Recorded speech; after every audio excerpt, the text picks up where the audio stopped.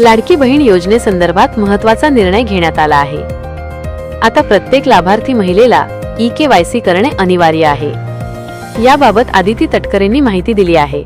दरम्यान लाडकी बहीण योजनेच्या केवायसी प्रोसेससाठी 2 महिन्यांची मुदत दिली आहे। तुम्हाला ऑनलाईन पद्धतीने केवायसी करावी लागणार आहे। यासाठी काही कागदपत्रे, महत्त्वाची माहिती पुन्हा अपलोड करावी लागेल। यासाठी वेबसाईटवर प्रोसेस सुरू झाली आहे। तुम्ही ladkibaheen.maharashtra.gov.in वर जाऊन केवायसी करू शकतात।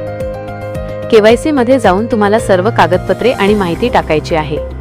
तुमचे नाव, पत्ता, रेशन कार्ड, उत्पन्नाची माहिती, आधार कार्ड माहिती टाकायची आहे। त्यानंतर तुमची प्रोसेस पूर्ण होईल।